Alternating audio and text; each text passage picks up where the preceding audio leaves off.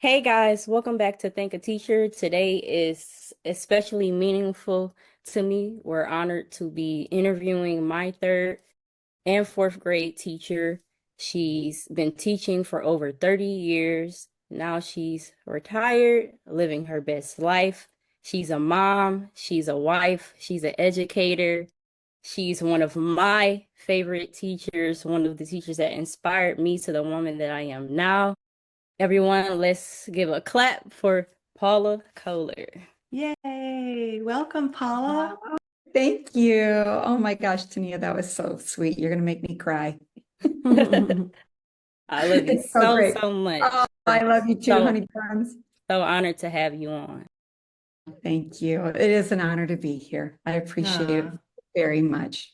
And I know So to, Paula because we were both elementary resource room teachers together in Livonia for a few years. So we would see each other at meetings and always Right. enjoyed seeing you and chatting with you or laughing with you. So It's crazy, right? It feels like a different life, but it was yeah, awesome. Yeah. for sure Yes. it does. And now we're Livonia both has in some, Florida. Yay. Oh, amazing. ain't that You know something? what? Our journey, my journey through life has been incredible. So I'm a very grateful person. Yeah. We can't wait to hear about You it. deserve it. You deserve it. We have Aw. some good questions today to ask you. Yes, Yes, we ma'am. do. All right, let's go ahead and get started. Paula, Yes. who was one of your favorite teachers and what subject did he or she teach? So, when you're thinking about a favorite teacher, so many people come to mind, fortunately.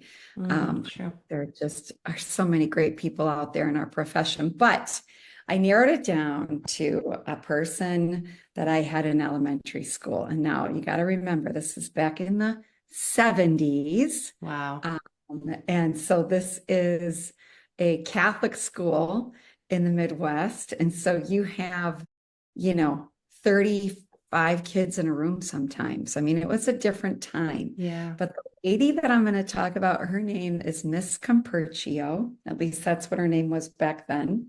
And I happened to have her for both second grade, and then I had her again for sixth grade. Oh, that's cool. Yeah, yeah. That's Um, cool. she, she just was that kind of person who was so kind. And, when you think about a kind, warm person who was also organized and able to handle a classroom of 33 kids or whatever, that's a Hmm. pretty special person. Yeah. Yeah. And she carried that characteristic when she was a second grade teacher and as a sixth grade teacher. That's pretty cool. Absolutely. And that was so awesome because being in a smaller school like that, when we were then going into sixth grade and she was, transferred up to that grade level, it was so exciting for all of us because we were just so happy to be able to have her You again. knew what she was like. Yeah. Exactly. That's Exactly. amazing. Exactly. That's Yeah. awesome.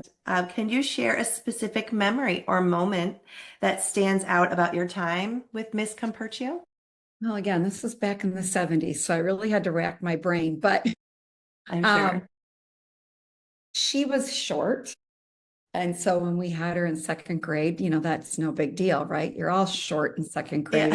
grade. But then by the time we got to the sixth grade, we were all a head taller than she was. And so for her to take that in stride and just, Mm. still take command of class and be the sweet person that she was and gain the respect from all of us, even though many of us were taller than she was. Hmm. I just remember being in the hallway and all of the boys, that year just kind of sprouted. And I remember them kind of, standing around her with their arms around her, like shoulder kind of a thing. And it was just one of those Like little moments protectors. where, yeah, And it where has to be funny she for was her. cool with it. And, the kids were, it was just, we all, like you said, we all knew what we were in for when we had her again for another year.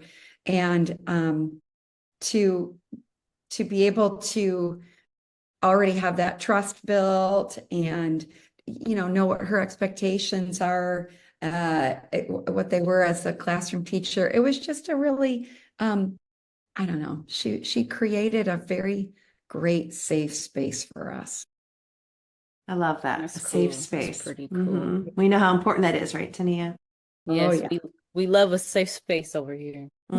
Absolutely. Absolutely. Even, I mean, even back then, you know, it was a different time. And I think in general, students came to the classroom with an expectation of respect. And so, you know, it was a different time, but you still, as a little child, even as an older kid, that feeling of I'm respected and I feel safe and I'm important. That's really that was really an incredible thing, you know, from a teacher when you're a child. Yeah, she had a gift Yeah. of making everybody feel that way. And I think that, you know, it's really important for teachers to be willing to kind of create that environment because it Yeah. does take practice. It does. It Mhm. does. It's kind of like a nature nurture thing when you're raising kids. There's there are innate skills that we have as educators, but there's also a lot that we need to do to develop our skills as educators and learn and keep learning and to think back to that time to have a person who obviously was doing that, you know, it's a really cool thing. Yes, I love Yeah. that. Aw. That is Yeah. cool. And how did this teacher, Mrs. Comperchio, influence your personal or academic life? You know, I think I was a very, very, very shy kid. And teachers that I had along the way, one of her in particular, they influenced my decision to become a teacher. And I think because I felt recognized, that was always my goal in the classroom as a teacher. I wanted to make sure that every day, every one of my students felt like I saw them that Yeah, day. seen. That's so I talked to important. them. I interacted with them. They were not forgotten. It was very important to me that that my kids felt like I did when I had Yeah. someone recognize me in a class of 33 children to be a really shy, quiet person, but yet to feel recognized. That was always my goal in the classroom as well. Even like the friends I talk to now, we all keep in touch.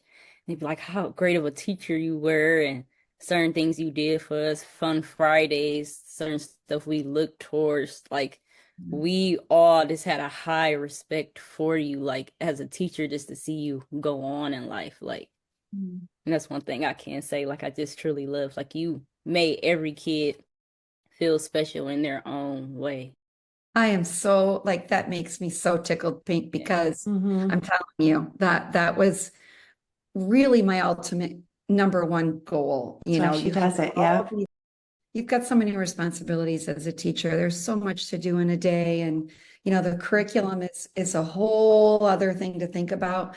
But to make sure that your kids, you know, feel respected and that you care for them and that you know you're there for them every day, like that's really, I think, where it's started for me as a student with Miss Comperchio, um and then transferred to my own, you know, my own career as a teacher. I love that, Tania. I'm so glad you said that. Got I to. can definitely see that too. And Mhm. were there any challenges you faced? Well, you did mention you're having some shyness Yeah. as a young child.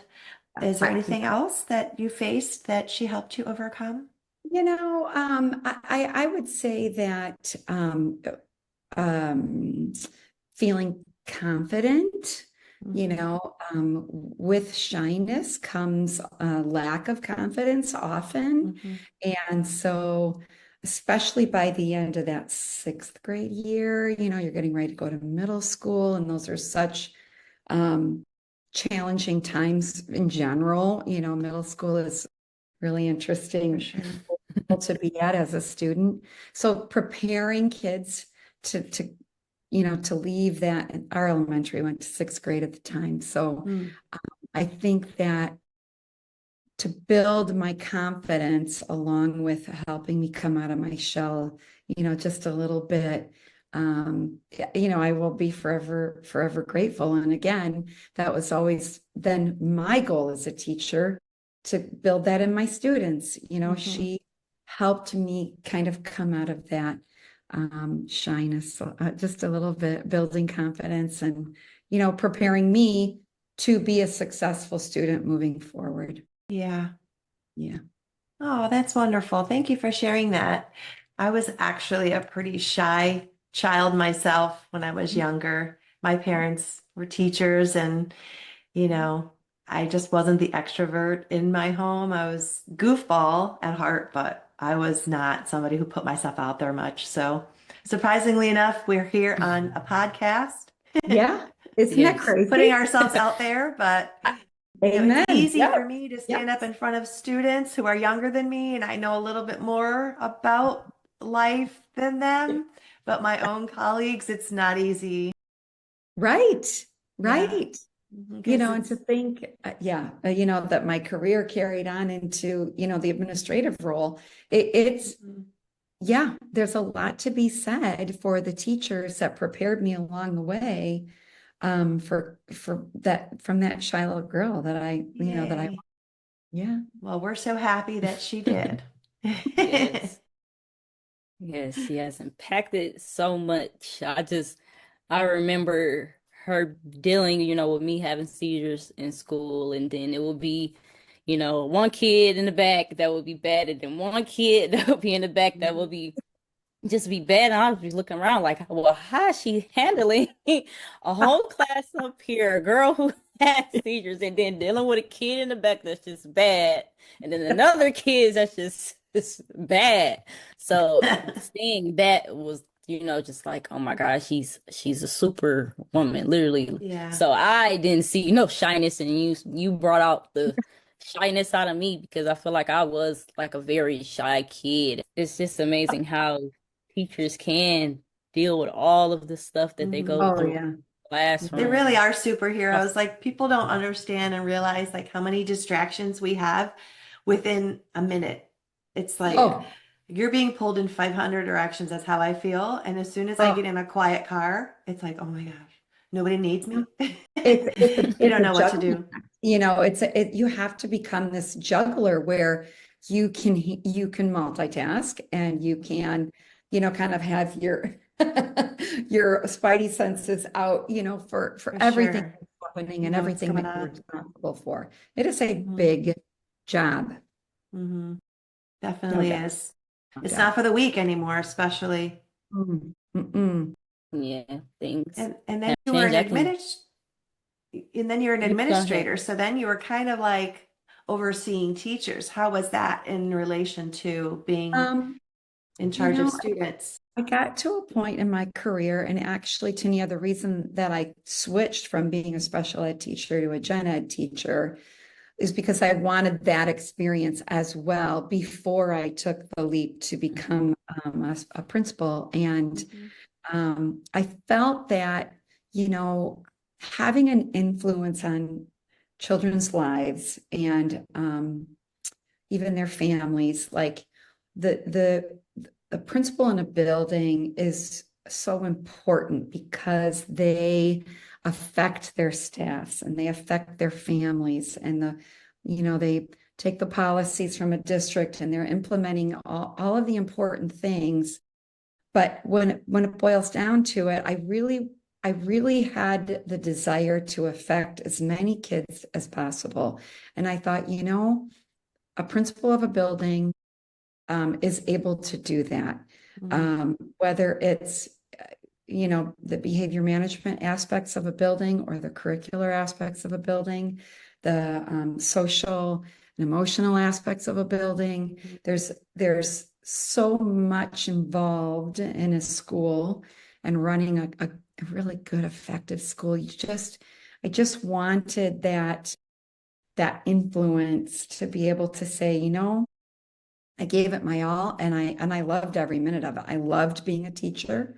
I loved being a support teacher. I loved being a special ed teacher, and I loved being an administrator, and all of the challenges that came with every one of those roles.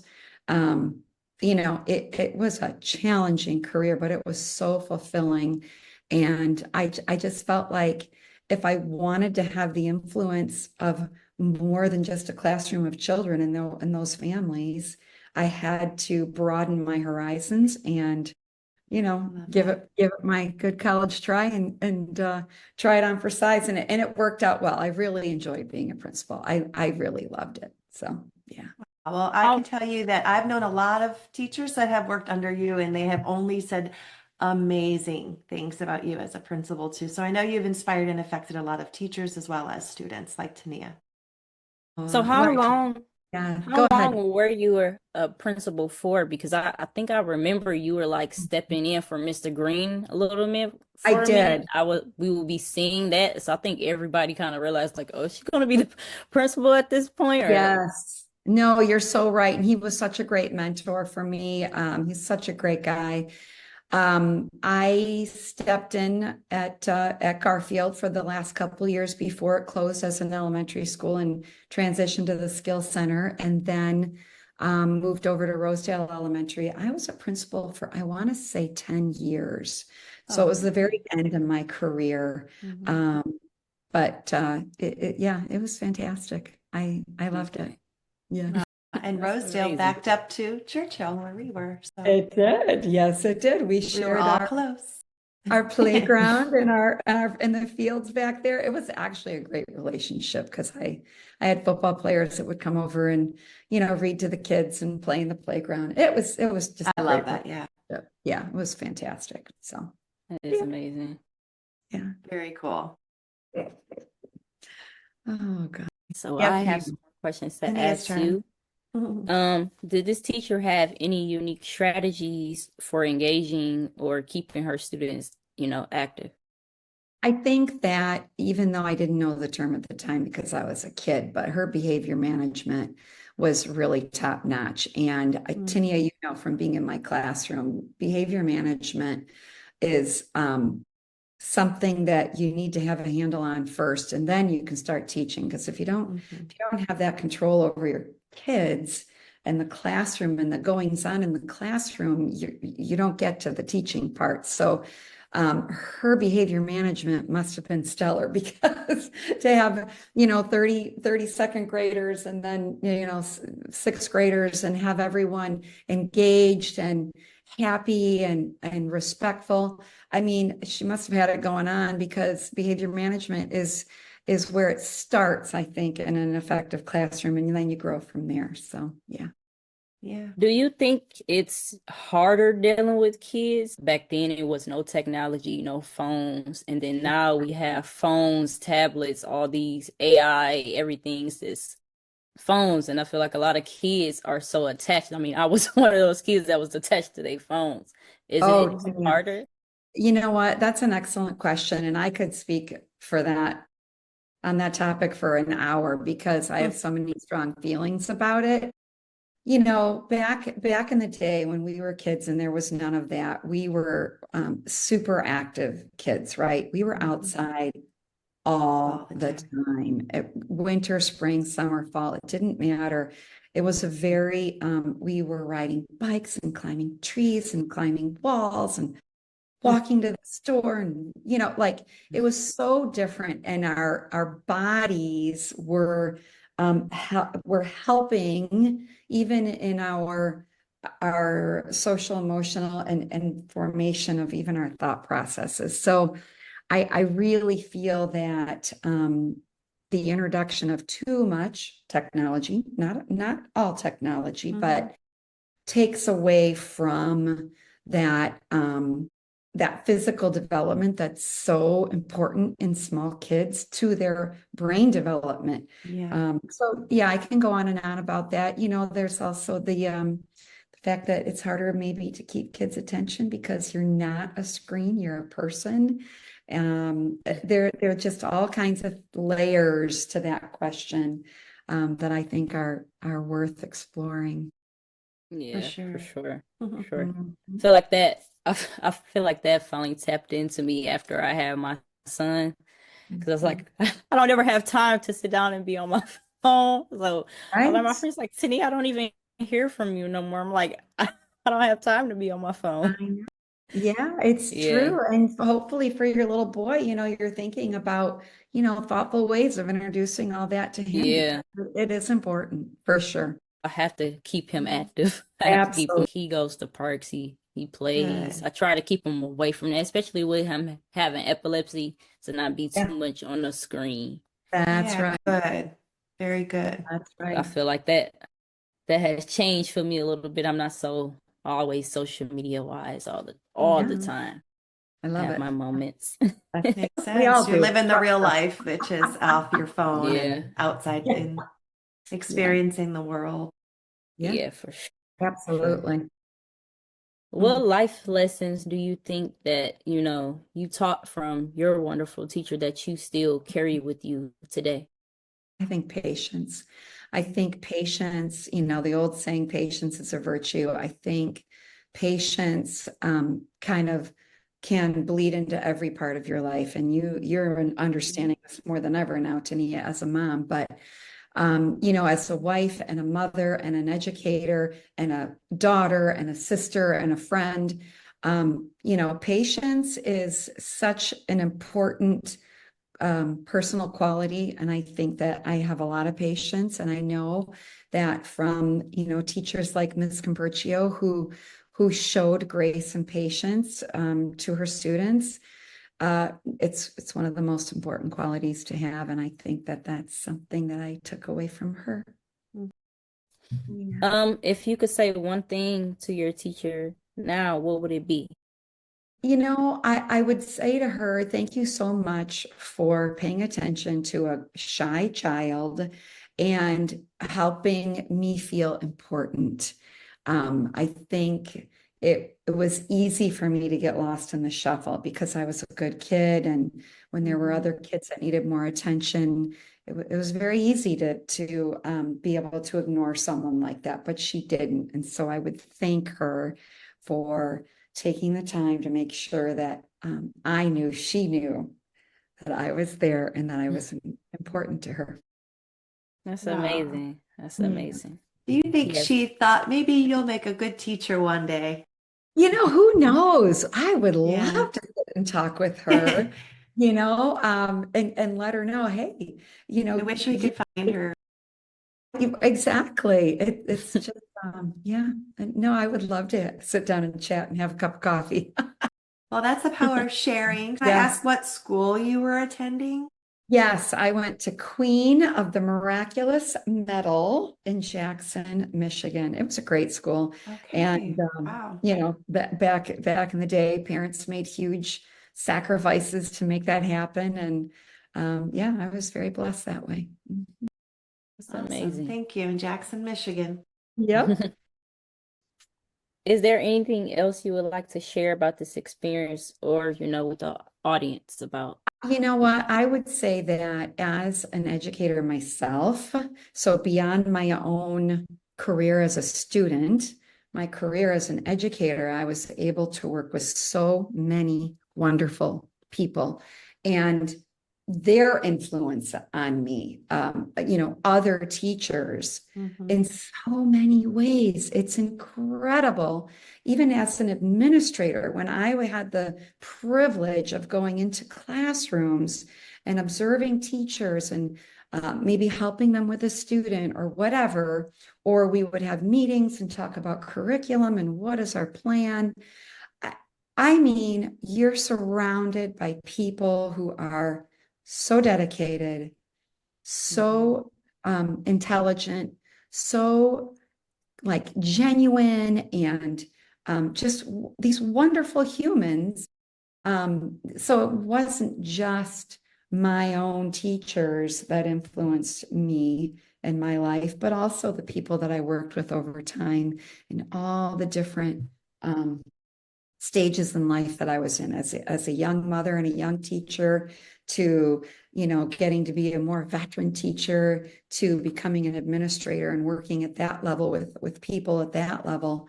Just amazing people in education. And man, I will always be grateful for my career. And I think that to give a shout out to all of those awesome people I worked with over the years, I can't thank them enough for the influence that they had on me as a person as well.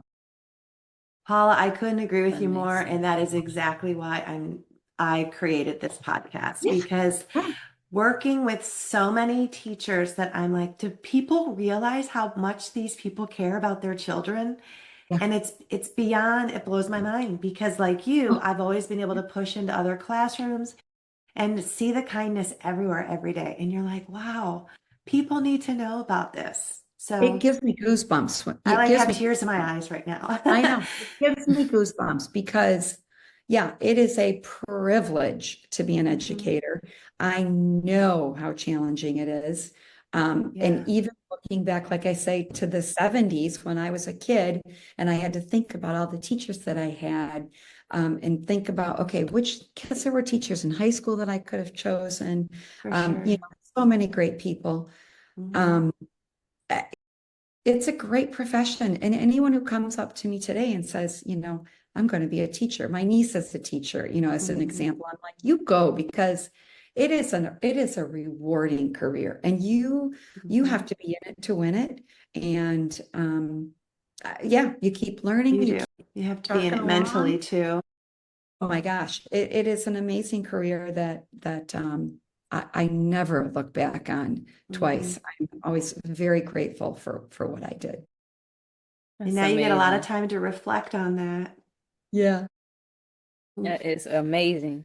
Yeah. For So sure. over 30 years of teaching and being an amazing teacher, Mhm. working with kids who may have difficulties like I had, epilepsy, all. What Yeah. is your job now? The best job in the Um, world.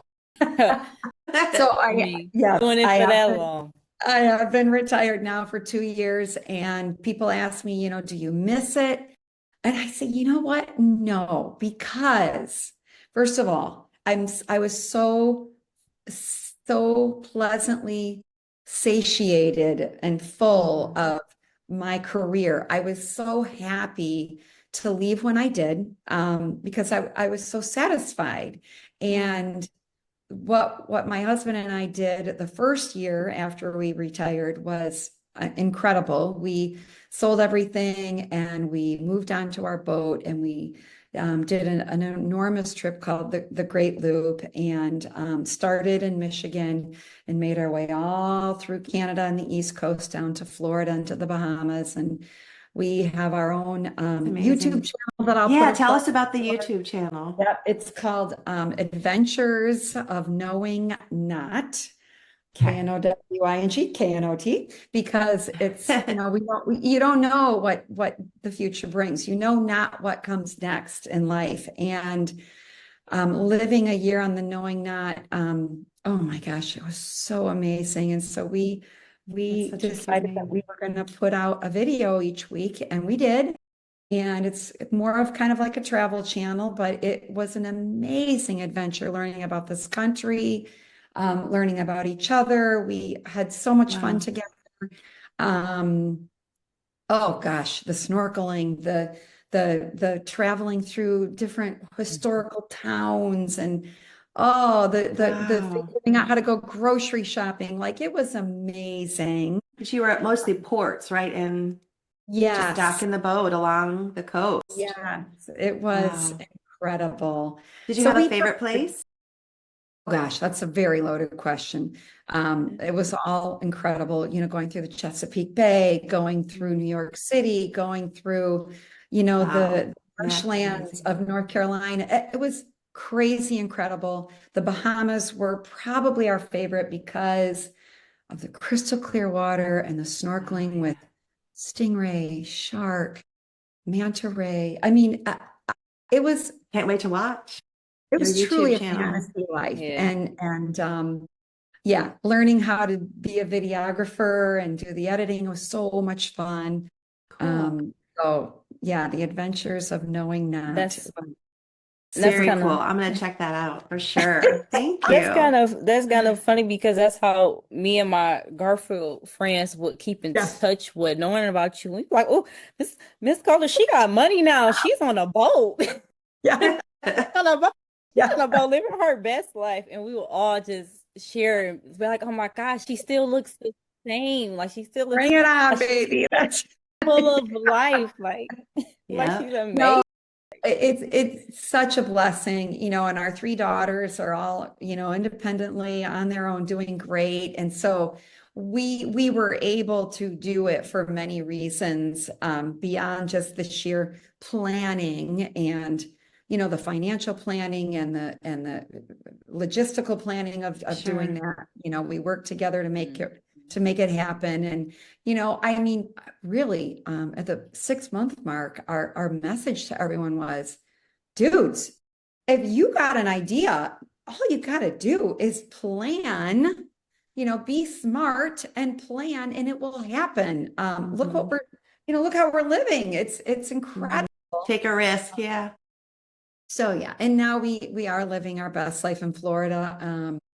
Just day to day, we wake up and we feel so blessed. We take care of my husband's parents, which are about a 10-minute drive away, which is a blessing. Nice. And we play pickleball, and we still have our boat. And we have so many awesome new friends and old friends, and Yay.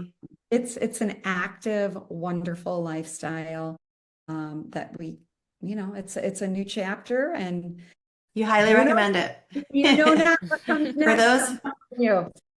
for those who finish their career, love it. Yeah. Thank you so much. Yes, Aw, Not what love comes it. next. Yeah. it's It's a great. exciting. Thank So you. happy to see you Thank shining and enjoying your life, Paula. Thank you. Thank you for the invitation. You guys don't know how much I appreciate it and how much I'm cheering for you. And it's just awesome. We Thank certainly you. hope Really, Miss really Comperchio appreciate it. can find out more about this and how much, you're grateful for her influence. I will try to, I will. I'll share this with my back home friends and my Yeah, cousins. for sure. Maybe it'll get to her You never somehow. know. It would be incredible. Yes. Well, Yeah. thank you for coming on. You have truly been an inspiration to me. Being a young kid with epilepsy coming into, a different school district is not easy. And a lot of teachers that I've had in the past kind of looking at me with dealing with kids who have something like that is something that throws you off, and you just always Absolutely. dealt with it right. And I always loved you. Aw. You were someone that was very special to me, and everybody just adored you. Like, you had so much responsibilities for Fun Fridays and making sure the kids had so much fun. You always had like a special place in my heart, into making me outspoken the way that I am now, because I remember being that kid, being so shy and holding a lot of stuff in. And now I can say I'm far beyond being that person. And I want to say, thank you and give your flowers for, educating Yeah. us and, just being such a great teacher. So thank you for that. I, Thank you for I, coming on I here. This is thank special you. to me, That's what this is all having you. about. Yep, it just warms my heart, girl. You go, man. Yes. I love it. Thank you so much. Thank you Good. so I'm much. glad that it made you feel good to be on here, because it makes us feel good to have you in our world, and just, keep being yourself and Yes. shining your light on everybody, because you've already done a wonderful job at that. Thank you, guys. Yes. All right. Well, everybody have a wonderful week, and we can't wait to put you on our podcast. Well, We and I have- have to say one more thing. Yeah. Tomorrow's my birthday. So this is Happy like, this is like a birthday. birthday Happy gift. birthday. You guys gave me such a gift. I can't even tell you. That is amazing. Thank you. Have Happy an amazing 29th birthday. birthday, Paula Amen, Kohler. sister. All right, girls. Gosh, Thank you you look good so for much. 29, I gotta tell you. All right, well, next up Okay. is Jay Wamstead next week, and then we have a whole awesome lineup for August too. So if you're tuning in, continue to tune in, like, subscribe, and thank you to all the teachers out there that are continuing to do a Thank great you. job and starting to set up their classrooms. Class dismissed, everybody.